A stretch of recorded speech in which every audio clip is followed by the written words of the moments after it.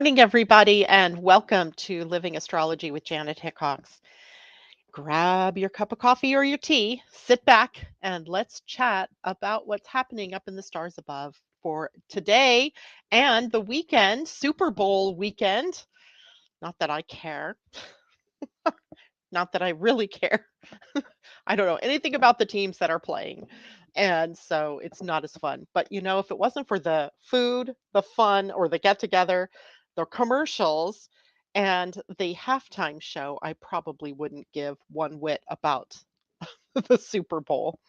However, it is an opportunity to get together with friends and with family and have some fun and just let off some steam.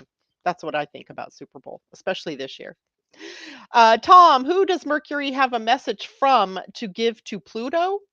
What message does Pluto give to Mercury to give to Aquarius and the other planets in Aquarius?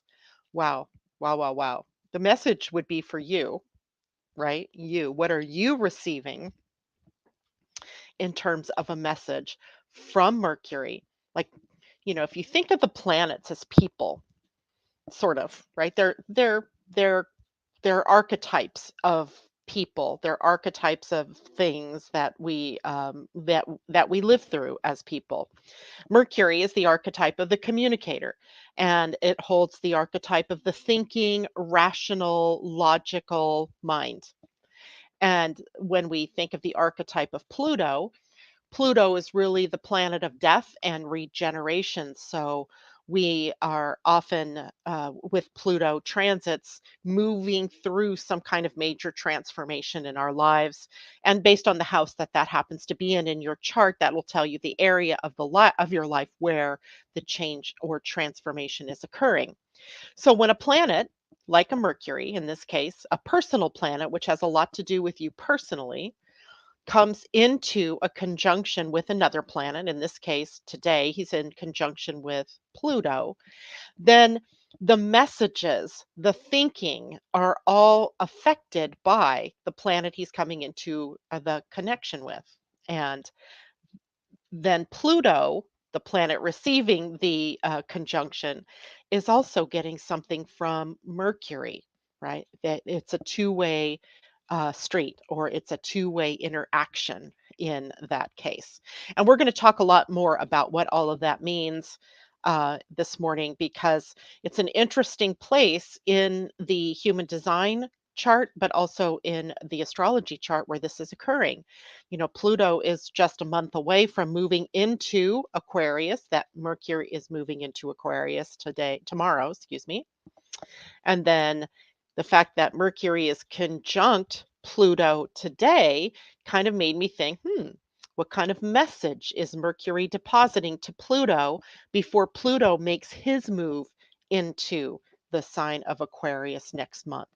So we're looking at a lot of different things that are going on, but it's also affecting each of you personally, right? And in your personal chart, a lot of that is driven by where are all the planets by birth and where are they transiting right now. So wherever Aquarius is in your chart is where it is getting ready to receive both Mercury and the sign and the planet Pluto. But we also have to remember that Saturn is in Aquarius, finishing up his transit through the sign of the future, right? The sign of humanitarianism, the sign of power to the people. And then he moves out just before Pluto moves in there. So we're getting this kind of information train, if you will, that is giving us hints about what is to come in the future, right? What is to come for us personally in the future, but also we're seeing so much right now about the age of air, right? Aquarius is an air sign, even though it's the water bearer. The water bearer is in an air sign. It's information, and it's information that comes in and disrupts the status quo. So Aquarian energy is always disrupting. Those waves that you see in the symbol for Aquarius are really representations not of water, but of interference, right? The interference waves, the disruption that takes place when planets are moving into or through the sign of Aquarius. And In our own charts, it can be a place where we crave innovation, where we ourselves can be quite inventive or unique or eccentric. It could be a place in our charts where we get stuck, right? It is a fixed sign. So where we can get caught between the past and the future, which of course is typically where we want to be. We want to be in the now. The now is between the past and the future. But what I mean about getting stuck is that we can get caught up with paradigms that no longer support where the world is going or where our lives are going. So we can get that stuck feeling that needs to, have some energy to it so that we can move on, right? So that we can emerge out of the past, out of the old, and into the new. And that is everything that's happening right now. Now, if you've listened to the news over the last few days, besides the major earthquake that happened in Turkey and Syria, there's been a lot of talk around AI, and with Google now and Microsoft getting ready to put out their own chat bot function, and chat GPT. It's not just the chat bot, but the ability to get information and interact with this new AI. And it's scary on one hand, it's interesting on the other. The question then becomes, who's feeding the information that then these chat things will be sending out to people? Is it true, right? And yeah, so much going on in that sphere as well. But those are also keys that the future is here now, right? These are things that are telling us that the future is going to be completely different in the age of air than it has been in the age of earth for the previous 200 years. The currency isn't any longer going to be money. It's really going to be information. It's really going to be technology. It's really going to be about even currencies in terms of money, likely at some point changing away from the actual currency into something much more crypto like, or um, just exchanges that are happening in computer worlds, not necessarily in a physical world. I mean, we see it's already been happening, right? Like my husband's paycheck is deposited into the bank. We never touch his check, right? It's just completely direct deposited. And from there, I just pay the bills through, all the different ways that I can online. I never have to write a check except for my monthly house payment. That's it, right? And I wonder then, as time goes on, how much more like that the world becomes. So lots of things good in this new world of Aquarius, but also, the slippery slopes that we might have to also address as we go on. My job as the astrologer is to look at how is it being personalized, right? I see the bigger picture, but how is it all being personalized for each one of us? Right, as in our own charts, we have Mercury conjunct Pluto at the very last couple of degrees. I think it's 28 degrees, 50 minutes or something like that. I'll tell you, hold on. 28:58 of Capricorn. That is where Pluto is sitting and where Mercury will conjunct Pluto tomorrow. Actually, today, sorry. And I mean, we're so close to the end of that Capricorn Earth sort of energy. Now, we're always going to have Capricorn, so don't mistake what I'm saying. I'm saying that, the destruction that Pluto's been bringing over the last, well, since 2008, so the last, 14 years, 15 years has really been about setting about to show the weaknesses in the things that we've built in the earth time. Now he's going to be pointing out the weaknesses in the air time. So that has a lot to do with all things Aquarian. So it's going to be an interesting time that we live in. And we're going to talk more about exactly where is Pluto conjunct Mars, or where is Mercury conjunct Pluto, and where is Mercury going after that, which is into Aquarius, and what is all of that going to mean? And I wanted to take a look at the gate in your human design that will happen at. But before we can get there, let's talk about where the moon is today. And first, before I even do that, let me say good morning to people who are popping in. Hello, Leilani. It's good to see you. Debbie Tibbetts Tumiel says, Happy Friday. Christine Buckingham, hello. JLo, hello. Joan Durchie, good morning to you. Kajella, hello. Barbara Doughton, good morning. Good Friday morning, everyone, she says. And it's good to see you with us as well as anybody else out there in the background that I don't see in the chat. It's great to have you here with me this morning. Terry, hello to you, my favorite medium in the world. And JLo says it's probably conjunct in someone's chart. Yes, it must be. So anyway, let's start with the moon in Libra.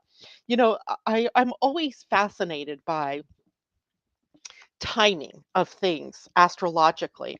So I have a client who's been with me for a number of years, who's doing a lot of work with me. And we finished up a couple of weeks ago the work that we were doing. And then suddenly, she realizes, wow, there's some more transformational work that I want to do. And so we're now getting ready to do some work with her Chiron that's in an opposition to a whole host of Libran planets in her 12th house. And I was thinking about how perfect the timing is because today we start that work, and today the moon is in Libra and it happens to be opposite of where her Chiron is and in Aries, and how all of that is just so perfect. And this is how, when we're living astrology, which is my favorite term, things happen in the right and perfect time. Right. So, whatever is being said is timely. The planets just showing us, what it is that we're working through. It's why, there's the saying, as above, so below, right? Because what's happening up there is also affecting us down here. And the energy then of the moon is the fastest moving energy that we see on a day to day basis. And so it's why I always want to talk about the moon first, because it's moving through specific areas of your chart at, pretty much lightning speed, and can be the catalyst sometimes for emotions, the catalyst for intuition, the catalyst for change, and all of that, those kinds of things that affect us. So we have the moon in Libra today, and it's a very distinctly airy day because the moon is in Libra, trining Mars in Gemini, and trining the sun in Aquarius. And then, of course, there's some fire thrown in with the opposition of the moon in air to Chiron in fire. Air fans the flames, right? It feeds fire, it feeds our passion, it feeds the things that are coming up that need to be transformed. Fire transforms, right? It destroys, but also leaves behind the beginnings of something new. So we have some real it's just kind of fantastic when you think about the symbology of things that are going on. Now, what does the moon in Libra bring us? So we know Libra is a sign of partnerships, including marriage, right? Or our most significant others in our lives. And in the idea of partnershiping, and partnerships don't have to just be those personal one-on-one, with a significant other. It could be business partnerships. It also rules anything that we do in terms of agreements or contracts with others that sort of bind us in a legal way to each other. And that might mean our finances are entangled, our lives are entangled, our businesses are entangled, our homes are entangled, our jobs can even be entangled. So it really brings up the need for what I always like to call the three C's: collaboration, cooperation, and co creation. So when the moon is moving through this Libran part of your chart, these are where the qualities are of those three words that need to be brought to play, right? This is very important. Libra really holds the space for us to be able to come together. In the astrology chart, Aries, the opposite sign, holds the I am presence.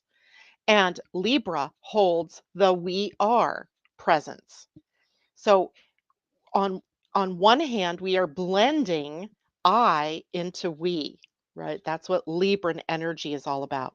So that's where we get collaboration and cooperation and co creation as a part of the experience of the moon in Libra.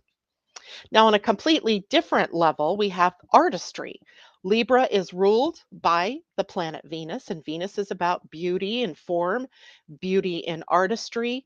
It is about money and values and so forth. But in Libra, she really takes on much more about the love and the romance of being in love.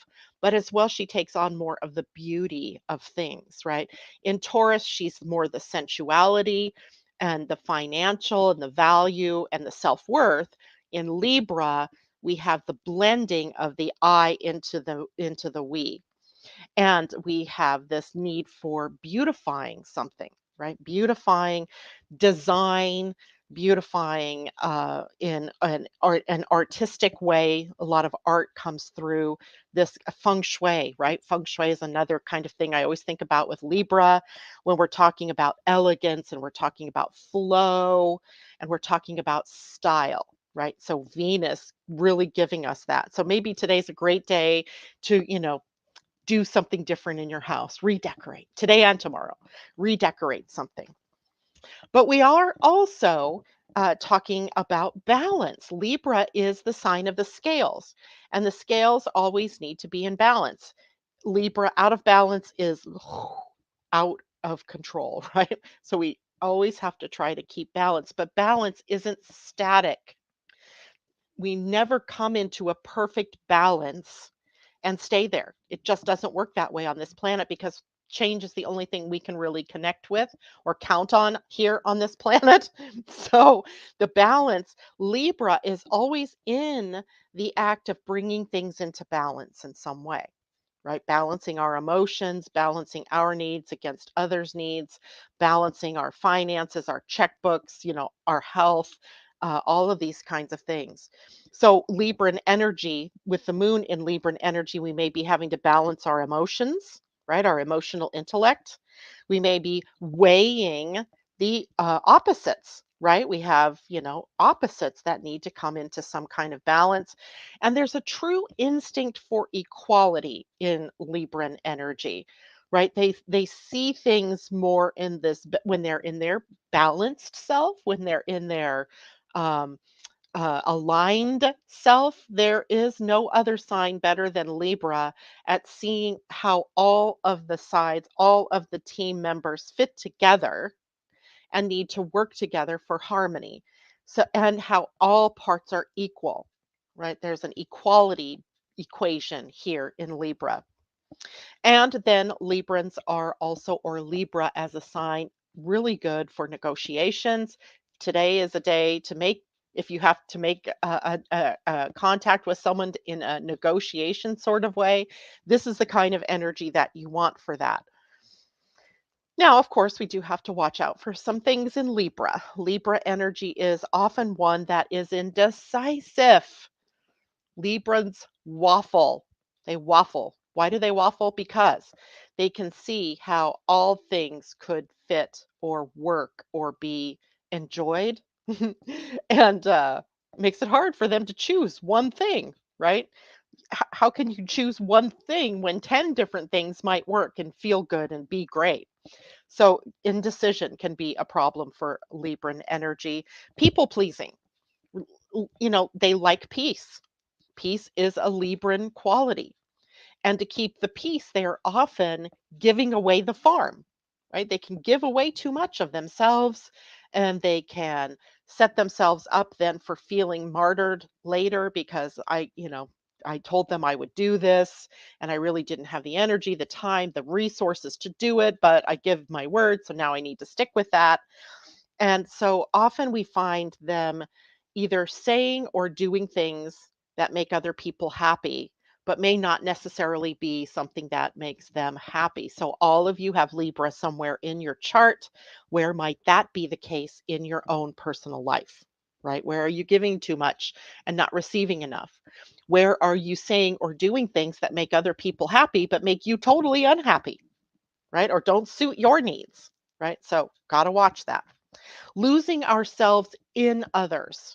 right? That's a part of Libran experience. It's the we are, it's the team.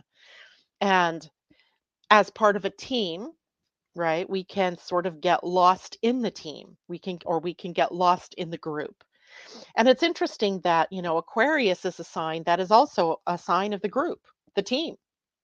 And it's also an air sign. So we have air in Libra, we have air in Gemini, we have air in Aquarius. So we're learning about how to blend ourselves with others, but without losing ourselves in the process, right? And that is the Aries side of that equation. So Aries is the sign of the self, not losing the self. And right now, we all have Chiron moving through that sign of Aries. And the Aries wound with Chiron, wounded healer, wound, can be all about our identity. Do we know who we are? Do we see ourselves clearly in the group? Do we see our ability to add to the group? Um, do we play in the group in a way that's positive and impactful and true versus doing or saying things or being something that we aren't truly, right? So interesting, interesting, interesting. Terry says she's an airhead. That's right. You have a birthday coming up, don't you, Terry? I think you do. And February, right? Uh, and that makes you an airhead. I'm also an airhead. Tom's an airhead. If you're a Gemini, an Aquarian, or a Libra, you are an airhead, meaning air is the sign that rules your chart, right? That's the sign. Christine Buckingham has a Libra vertex in the sixth house. Now, we don't talk about the vertex all that often, but all of you have that in your chart as well. You'll see it written, let me see, it's Verte. So it doesn't say vertex, it says verte or verta. And that is a sensitive point in your chart. And it happens to be a point where it kind of just stays there and doesn't get activated until a planet crosses over it. And when a planet crosses over it, that is often somebody coming into your life or something happening in your life that's of major importance. It might hold an even a karmic sort of connection. So the vertex, again, it's the mathematically middle point of all of the energy in your chart. So it really has no true meaning, but we see it, it's sensitized. And so often, the vertex with a planet coming across it can bring interesting information to you via somebody, or can be somebody that triggers you in some way. So, Christine, if you have then, was it Christine that was saying that? Yeah. If you have, I totally lost that comment. There it is, Libra vertex. Okay, so you have a Libra vertex. It's in your sixth house. And that might mean that sometimes in the working situation or in your working environment, you may come across people who trigger you in some way. Now, people can trigger you as a path to growth, but people can also trigger your doubt or your own unhealed, your own wounds, right? And if I don't know what degree, because I don't think you said what degree it's at, but then Chiron could be opposite that vertex and also bringing you opportunities for healing or bringing people to you or bringing people back into your life that have been at some point the trigger for maybe some unhealthy situations. So it's time to grow. It's time to evolve. It's time to see yourself as more than just a people pleaser or more than someone who's always trying to keep the balance or keep the harmony. Because you might be someone that needs to learn more about the I am versus the I am in this group and I'm part of this group kind of thing. So let me know about how that fits with you. Leilani says, my Mars is in Libra, but my Saturn is in Aries. So I had to learn how to have Saturn and Mars trade. Right. And they can do really well together as long as Mars isn't just running away, running ahead without doing the due diligence first. So they have, similar, you know, Saturn is a planet that really wants us to grow, but in a stepwise fashion. He wants to have it done in an orderly way, in a way that builds a very strong foundation that sets the tone. Mars sometimes can be very impulsive and just wants to run away and do. And that would fly in the face of Saturn. So you've kind of got them in a, hopefully in some kind of a balance, so that you can take, you could take decidedly um, informed action in your life. Does that make sense? Informed, because obviously one of them is going to be in Libra. Let's see what else. J Lo. Terry says, "OMG, Chiron! I seen him in meditation. Maybe there's some message he's coming to deliver to you, to give to people that you talk to, and that might be interesting. A mermaid infinity rainbow. I'm a Scorpio sun, Aquarius moon. Thank you for your astrology skills. I love astrology, just don't have the time to study it. That's all right. You don't need, really, the thing that you need to study isn't about the bigger picture of astrology, but how is it affecting you, right? How does it show up in your life? All of these characters, i.e., planets, are part of a pantheon, like your personal mythology, right? The pantheon of planets in your personal mythology. So when you know something about the planet, and then you know where it's placed in your chart, then you kind of have an idea of a piece of your personal mythology, right? So when you know, for example, that you have the moon, or let me see, what was it Leilani said? Mars is in Libra, then Mars energy is often going to get carried away, right, in Libran energy. It's going to take ideas and run with the ball. It's going to take information and run with it.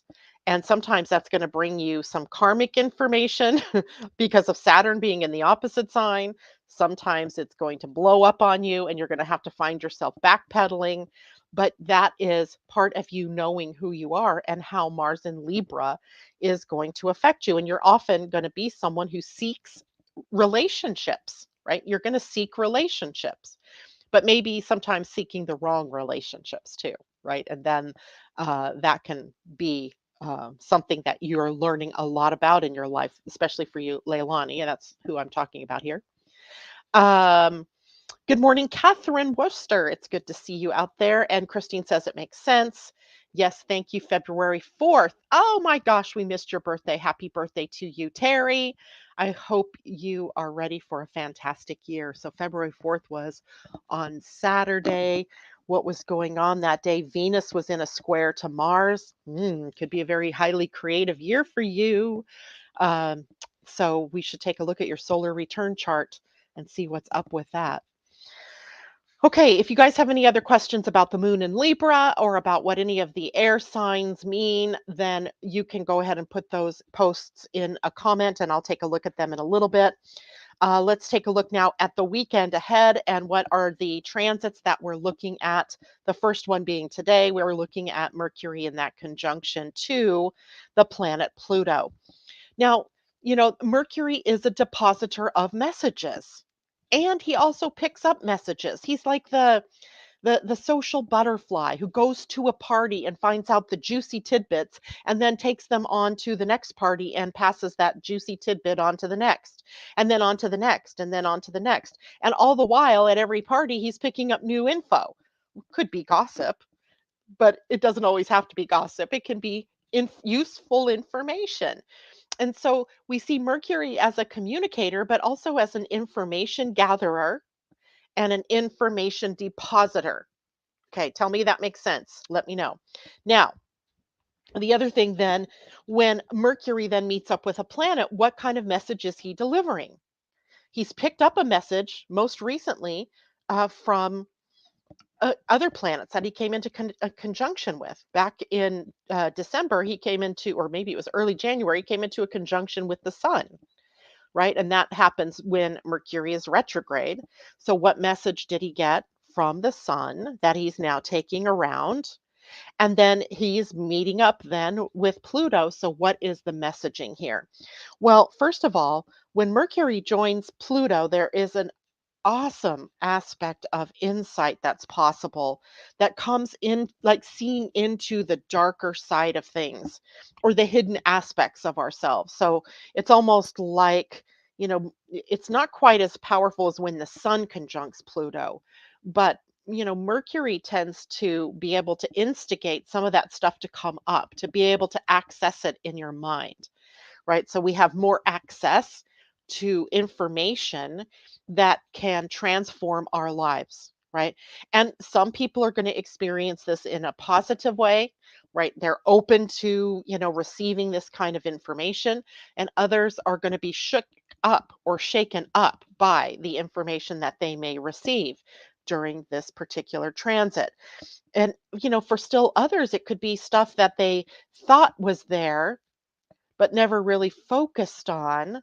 And now Mercury brings the focusing ability to see into the more hidden aspects of ourselves, especially in our psyches, right? What is down there in the fears, in the subconscious mind. Even accessing, I would say, the patterns that have lodged themselves in our subconscious or our unconscious mind from way back in childhood or even other lifetimes, right? So there's a lot of possibility here. But it can also be disturbing if things come up. And this gives us a very investigative sort of nature. So we may, do some of that digging. We want to dig. We could do that, through thought processes that bring up the need to journal or to process verbally with someone. I just encourage you, if you're going to do that, do it with that person's permission, right? Don't just come in and say, you know, this, verbally vomit on them without their permission, right? You don't want to get shut down and have that added to the pattern, right? You want to be able to verbally process if you're a verbal processor. Some people don't, right? Some people don't need to talk it out. They can talk it out with themselves, or they can think it out, or they can journal it out, or they can, you know, just sit with that information. But if you're a verbal processor and you want to do that, there's nothing wrong with that. Just wait until you have the person's permission, right? Maybe they're thinking about stuff on their own and they're not in a way in any kind of condition to be able to hear your issues at the moment. So, anyway, though, there's a lot of potential for insight. And I want you to think about this too. Whenever a planet prepares to leave a sign, there's always some kind of little gift deposited with us, right? Mercury's gift might be in a message, right? It could be in some kind of information that you needed that helps you go to the next level. With Pluto, who's also now at the very last degrees of Capricorn, what's the message, right? What changes of the structures in your life have you undergone? What are the things that are transforming? What is the dark night of the soul perhaps brought to you? What changes in the outer world are affecting your inner world, right? Or your life, your personalized life? And how are you dealing with those kinds of changes? But there's always the gift, right? The gift in it. And then they move on into the next sign and they go through all of the different experiences of that sign, and then before they leave, like Saturn is also getting ready to leave Aquarius, there's an Aquarian kind of gift that Saturn will be depositing with you, a jewel that maybe points you in the right direction for your future, right? That shows you what maybe is unique about you and how you can show up in your most, unique, innovative way. That's what I'm expecting. I'm already sort of feeling how that's going on, how that's happening in my personal life. So I would bet you guys are as well. Now, when Mercury moves into Aquarius, new ideas dawn on us. And they may even be at the time Mercury conjuncts Pluto, which is later today. And it prompts us to think outside of the box, to think in new and unique ways, to sort of turn problems upside down, to look at them from a different point of view. So our POV is changing, possibly in unique, eccentric, unbelievable ways. The potential for that is pretty high. And then progressive thinking, right? We're looking forward. We're looking forward. And we don't want to live in that future, right? Because we're here in this now. But we do, from the now, have a sense of what things need to be prepared for ourselves in that future. So that's an opportunity that Mercury brings us. And then, of course, the invention, innovation part of this that can be technological, it can be idealized, it can be just new ways of doing things, seeing old problems in a new way, doing things in a completely different way. So we have a lot of opportunity moving forward from this day on, pretty much, of really engaging things in a new way, in a new energy. Now, on Sunday, there's the only thing that's happening that I could find astrologically of any importance is the moon will have been moved into Scorpio, and luckily, the void, of course, is a moon is happening on Saturday. In fact, the void actually is from 3:53 until 5:32 p.m. on the 13th. Sorry, that's Monday. Wrong day. 11th. From 8:42 a.m. until 10:35 a.m. It's a Saturday. The void, of course, moon doesn't really trouble us too much on a Saturday. But then the moon will move into Scorpio, and all day Sunday, the moon will be in Scorpio, a Super Bowl in Scorpio. Hmm. Hmm. I don't know anything about the teams. I don't know if any of them happen to be Scorpio teams. That might give them an edge. Uh, I don't know. That'll be interesting. I should see if there are birth dates for teams. Now, one of the things that I really want to look at in all of this is in human design, what gate is this energy sitting at? In the Astrology of 2023 webinar, we talked about it. But I really, want everybody to understand that Pluto, for the long term, like all year, is sitting at the gate 60, which is a gate on the root center of your chart, of your human design chart. The root center is the center for impulse, right? It's like a pushing out energy. It is a pressure center. And in pressure, the pressure is to go out and do. So 60 is a pressure to go out and innovate, right? To do new things, to be something new, to do something different, to be unique, to be individual. In the circuitry, this is individual circuitry, so it's different, right? It's unique, it's change, and that can make some people extraordinarily nervous. It can make other people just absolutely happy, right? That change is in the air. So the gate 60, though, itself has an energy about making the best out of what you have. It's in the I Ching, it's called the gate of limitation. In quantum human design, excuse me, traditional human design, it's called the gate of acceptance. In quantum human design, it's called the gate of conservation. And in the gene keys, the gate 60, where both Mercury and Pluto are sitting today, and where they will for the next couple of days, Pluto for the whole of the year. The gate of limitation, or the gene key in its lowest expression, is limitation. In its gift level, it's realism. And in the highest expression, it is justice. Now, I don't want to go into the gene keys too much about that because that's a kind of weird leap, right? To go from limitation to justice via realism. What does justice mean and how does justice play out, right? That always triggers me to go crazy in my noodle for a little bit. And so I don't want to go into that aspect of it. But if we just look at what the gate 60 means, what we see is that the ground rules apply in order to be ready to grow, right? So we have to do the groundwork. We have to be ready. We have to be able to do something with what we have, right? We can't put off until tomorrow what we don't want to do today. We can't jump ahead into tomorrow without having everything solid in today. So, if we want to be ready to take on the future if we want to be ready to take on opportunities, then we have to be able to come into some form of limits, boundaries, we might call them, and then making the best out of what it is that we have, right? That is where true creativity lies, right?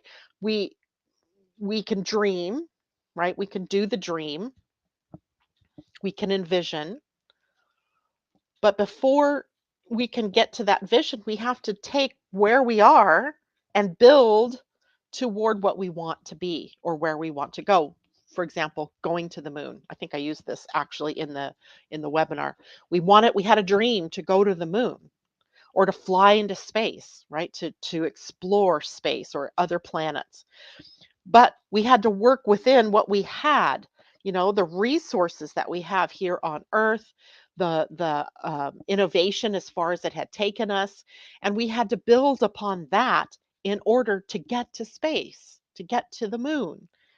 And that's the same in our daily lives, right? This transit of Pluto is saying that for the transformation to occur, you have to work with what you have, right? You have to stay in sort of some kind of limit, but don't get fixated on what you don't have, right? Don't get fixated on the one thing that you need or the one thing that is never you feel like you're never going to get, or what you haven't been able to achieve so far, right? We can do it in many different ways. Um, Accept the limits as the framework for building on to what comes next, right? For the freedom that you seek, for the financials that you seek, for the health that you seek, for the relationships that you seek, all right? The job that you seek, whatever it is in your life. It starts with accepting the qualities that you have and then evolving them step by step, right? Evolving. Now, there's also gratitude in this gate in human design. It's an interesting place to find gratitude, but gratitude surmounts limits, right? An attitude of gratitude for everything that I am, for everything that I have, for all of my experiences. And then that kind of opens the mind and the heart and the ability to see what comes next. Letting go, even, is part of this. Letting go of the old tapes, right? Letting go of the past in order to move forward. Solutions orientation, right? I'm tired of hearing about problems. Tell me what your solutions might be. We know what the problems are. What are your ideas for the solution, right? Rather than telling me what everybody else has done wrong, right? If anybody listened to the State of the Union address, it cracks me up because there's always this, oh, I did this and I did this, but did you? Right? But then it's always kind of based on what the other person did wrong. And if you look at that, you're like, oh God, is any of that true? And did I hear one word about what possible solutions there might be to the problems that are huge? So this time period that we're moving into is very solutions oriented, right? I think we all are aware what our problems are, but what are the solutions? What are you going to do? What are your ideas that might be unique, thinking outside of the box that lead us to a solution to whatever the problem is that we're working on? And then it needs to have an open-minded exploration of what is working and then build from there, right? We don't have to trash everything to move into the new. We have to be open-minded enough to say, okay, I see this is what we have. This is what's worked so far. I don't think this can take us into the future. So what solution do we need to work up that can carry what we've done so far into the future? Okay. Now that's happening both in your personal life, but also happening on the bigger, wider stage. The last thing you need is to have limitation thinking shut you down, right? Or cause you to become closed-minded or get stuck, right?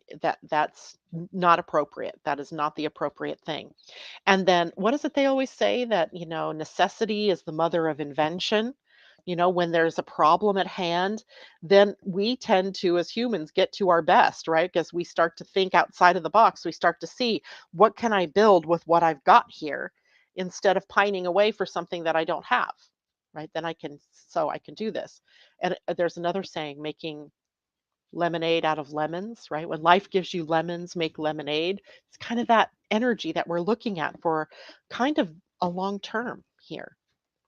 Now, in the shadow energy here, this is where we are holding on to the old and we're not allowing for growth, where we get paralyzed or in resistance. And that resistance or paralysis is because of change. We don't want change. We want to go backwards, right? We want to go back to a time in the past. That whole make America great again thing reminds me of that, right? It's looking backwards instead of looking forward. What can we do now to move forward? So we're holding on to that old, and in your personal life where you're holding on to the old without being willing to let it go. And you have to risk losing everything in this kind of sense to be able to see what happens next. And then in the lesson here is to not let the loss or change overwhelm you, to focus on the positive, focus on what is working. That's the lesson. Not to focus on all of the yuck stuff. We know what the yuck stuff is. We've been there, we've lived it, we've done that. Now what do we need to go forward? And then when we master that lesson, right? Then it's the ability to find blessings in the transformation. Then we find optimism. And then we can focus on what's working versus what isn't working. That's the big thing that, Pluto at least is bringing us, but it's also distinctly Aquarian. It's also where Saturn has been for the last couple and a half years, sort of showing us, where we can't stay in the past, that what do we have to do to move on? And that is Saturn's big lesson through here. And then, of course, be looking for all of the little gifts of technology. What are the gifts of innovation? What are the unique qualities that you have that you can bring to any party or to any experience, right? That's the important thing, too. Now, gate 60 is also, because it's on the root center, is a pressure, and it's a pressure to move. Now, the interesting thing about it is the gate it moves up to is the gate 3. And the gate 3 is about innovation. It's called the gate of innovation, I believe, or the gate of invention. It is a very forward thinking energy. And I believe that that channel, the 3 to the 60, or the 60 to the 3, because we're moving from the root up, is the pressure of evolution. So when I look at that in the big context of what we're doing, we are about to embark on a very big evolutionary leap, right? We can see it everywhere in every part of our lives. And how far we leap is really going to be about how far we allow ourselves to change, how willing we are to let go of the past, right? Our old beliefs, our old patterns, our old fears, and rise above all of those things in order to see the future more brilliantly, right? More in its genius, in our genius, instead of holding ourselves back.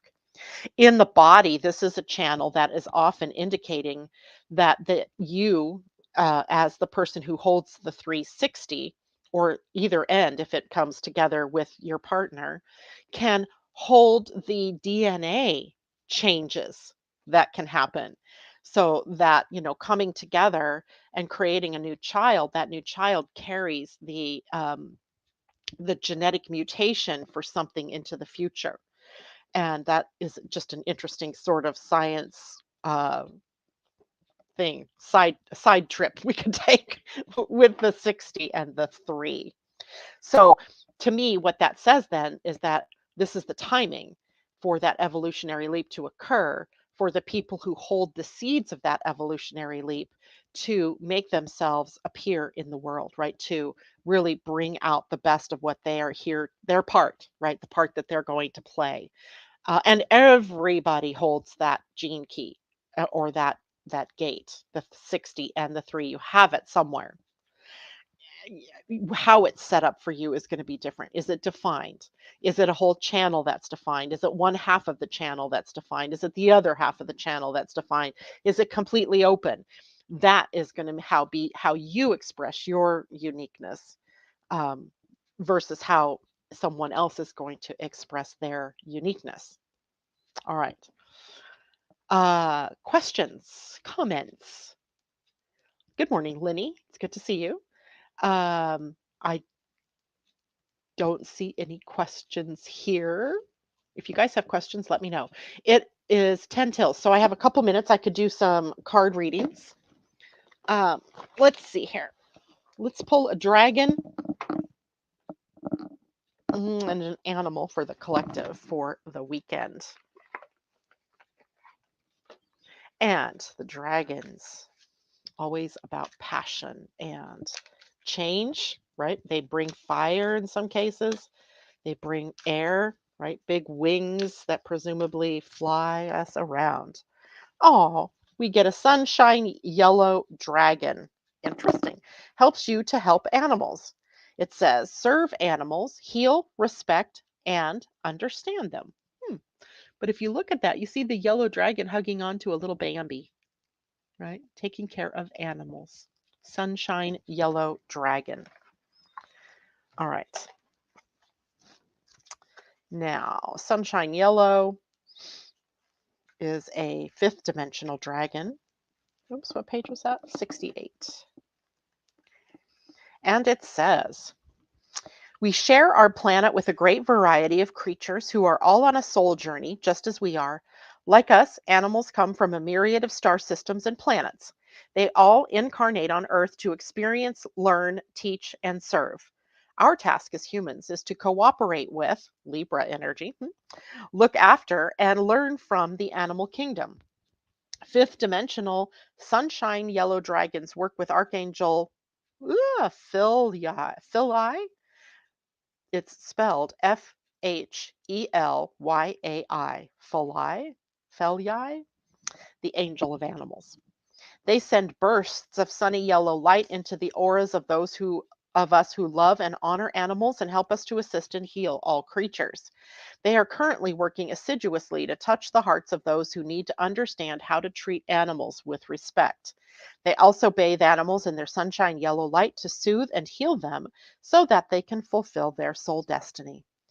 So, drawing this card invites you to open your aura and allow sunshine yellow dragons to pour into you, containing the keys and codes to understand at a profound level all the creatures of this planet. Then send these dragons to all humans who need to change their relationship with animals. See the minds and the hearts of these people blazing glorious yellow as they expand their perspective and see animals for who they truly are.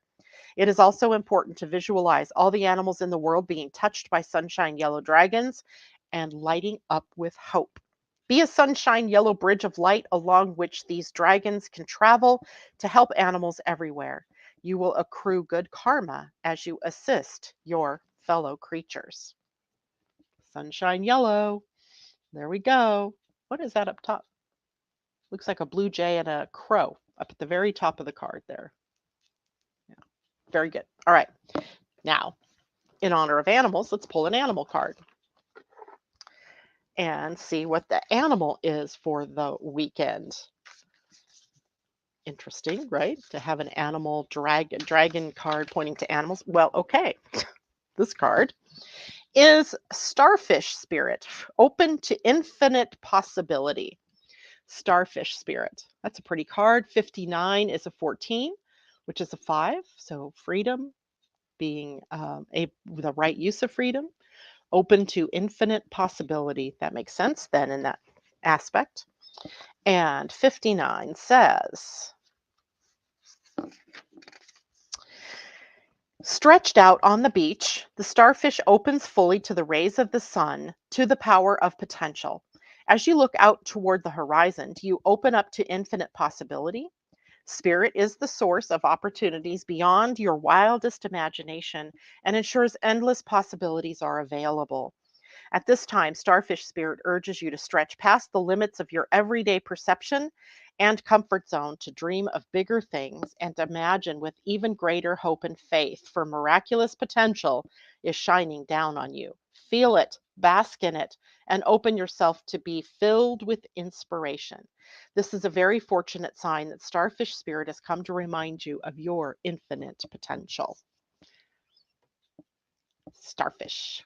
Starfish, starfish. This also reminds me of the current placement of the sun and earth in human design. The sun is at the 49, which has a revolutionary feel to it, right? There's change that needs to move in a new direction. Um, but then what we have the earth in is the gate 4, and the gate 4 is called the gate of possibilities, and it's up on the ajna, right? Ajna moving up toward the head center, where inspiration can be reached by it in terms of what more is possible, right? How can this get any better?